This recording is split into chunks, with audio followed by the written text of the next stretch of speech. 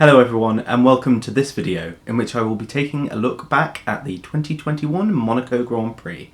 A very interesting race, one that certainly reignited the championship race this year, and one that it's going to be fascinating to take a detailed look back at. So please do sit back and enjoy this video, and if you do enjoy it, please do consider liking, subscribing, or just letting me know in the comments. Thank you.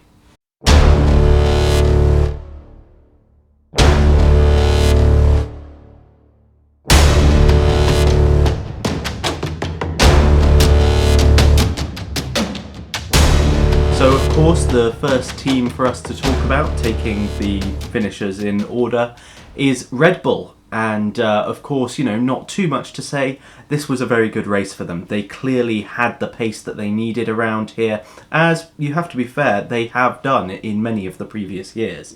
In the hybrid era, this has not been Mercedes' fastest track, and if anything, you would say it's had a strong preference for Red Bull's car setup. Now, I know there are reasons why that might have not been the case this year, but it does look like, actually, whatever traits it is, and we could get into the detail, but the traits that make Red Bull quick around Monaco still appear to apply to some extent to this year's car. So they definitely had the pace to do well. They did do well. A very well managed race from Verstappen, and Perez also put in a very strong showing. So yes, not too much to say, but they will undoubtedly take this as a great reassurance after they had looked somewhat decisively beaten in the last few rounds. So yes, positive if not particularly shocking. Fascinatingly and somewhat shockingly, the next team that we need to talk about is Ferrari. Now, there is of course a mix of emotions here, so intense disappointment, I'm sure, after the DNS for Charles Leclerc caused by damage to the drive shaft, which Ferrari have now confirmed did result from the crash at the end of qualifying.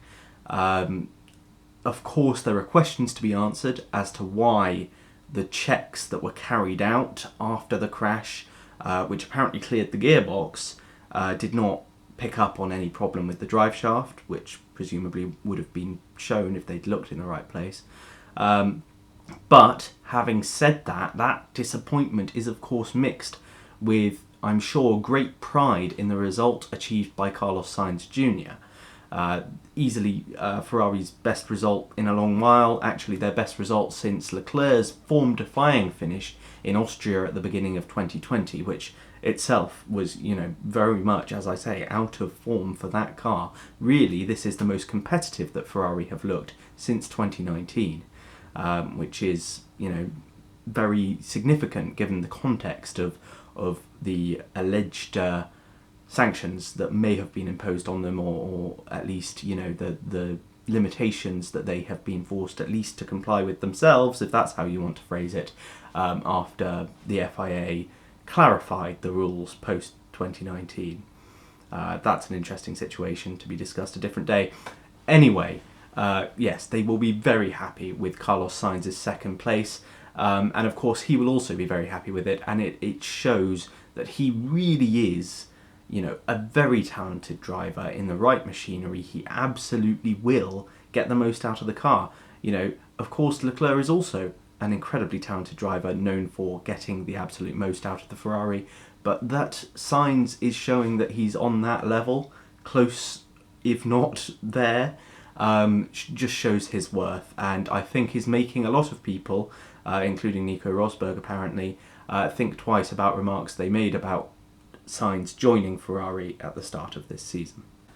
Next, of course, is Sainz's erstwhile team, and his erstwhile teammate Lando Norris secured another podium. Very impressive given the relative strength of the machinery that he's been in his career, that he now has 3 podiums.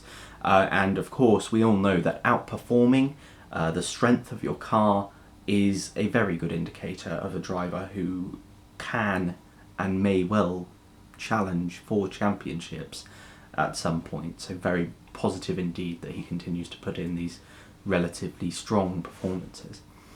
On the other side of the garage, though, of course, great disappointment for Daniel Ricciardo in that he finished 12th and was lapped by his teammate. I'm sure, that will be making him very disappointed with himself. Certainly the news media have emphasised his own dissatisfaction with that performance.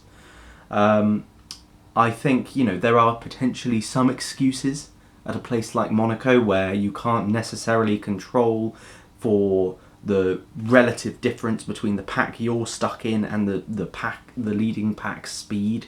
So it is very easy to find yourself, with big gaps to the leader that aren't entirely of your own making. But that said, I'm sure it is causing dissatisfaction for him. And beneath the surface, although there's been few outward signs of this, but beneath the surface, I would not be surprised if there's some annoyance in Daniel Ricciardo's mind now, with himself, with whatever situation behind the scenes might be causing these differences. I'm sure that dissatisfaction is there, and it may well grow if we don't see a return to form. But moving on, a return to form is exactly what we may have just seen for Sebastian Vettel, and of course Aston Martin generally, although that's not a return for them exactly. But yes, with 5th and 8th place, they will be very well pleased with their result in the Monaco Grand Prix, and it's excellent to see this iconic marque enjoying some success at the pinnacle of motorsport again. So just very pleasing to see.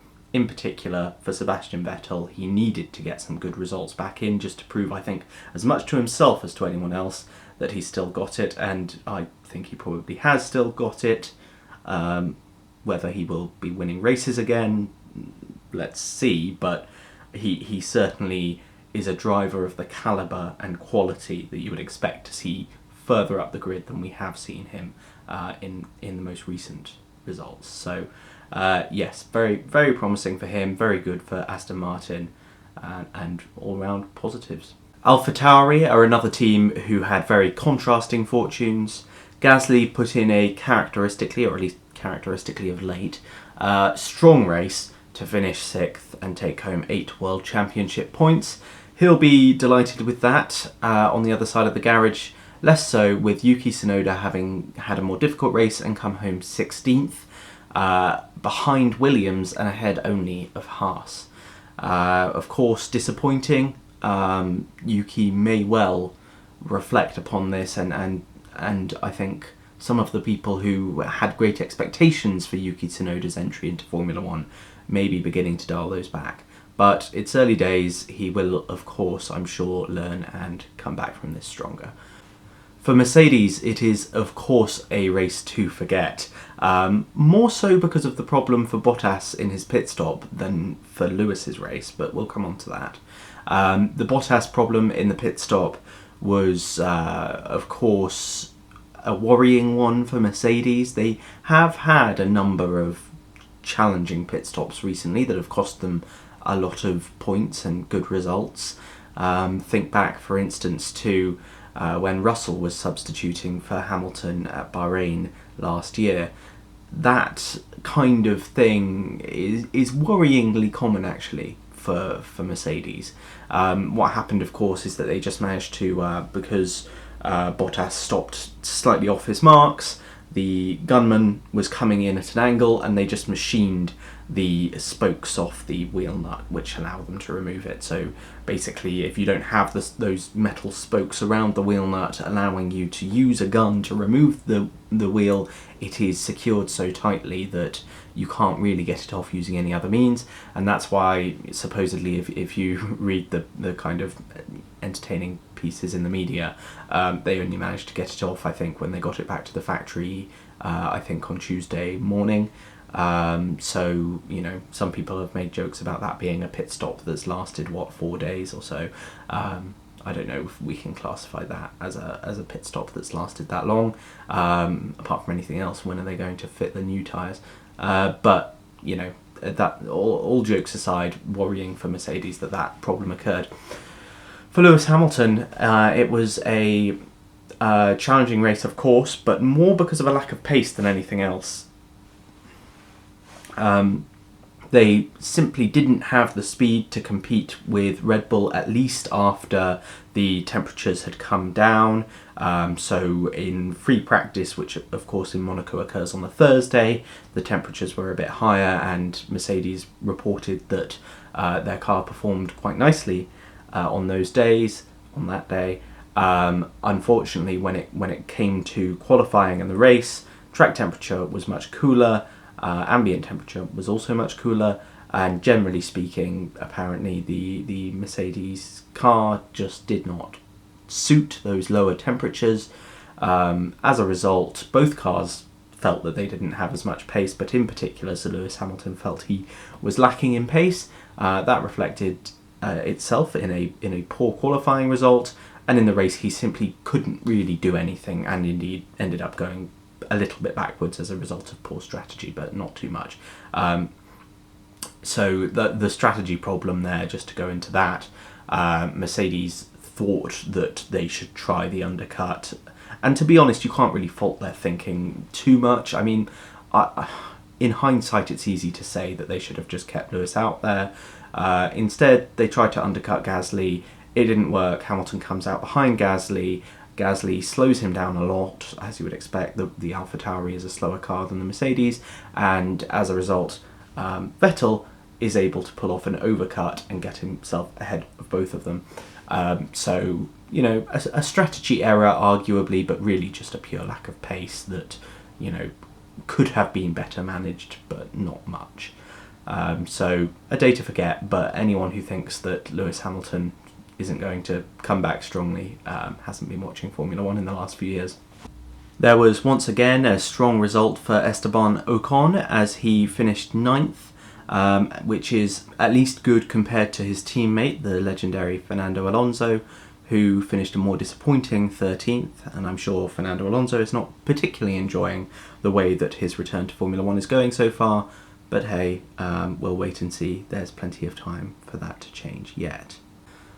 For Alfa Romeo, finishing 10th and 11th, with Giovinazzi 10th and therefore taking home a single World Championship point. It's probably about as much as could be expected from them right now, and I suppose counts as making the most of their machinery. So while nothing to shout from the rooftops about, I'm sure they'll be quietly pleased with that one. For Williams, not too much to say. I'm sure that Williams might have hoped that George Russell would be able to use his very impressive qualifying abilities to get himself higher up the grid, and therefore guaranteed himself probably a better race finish, which sadly he was not able to do.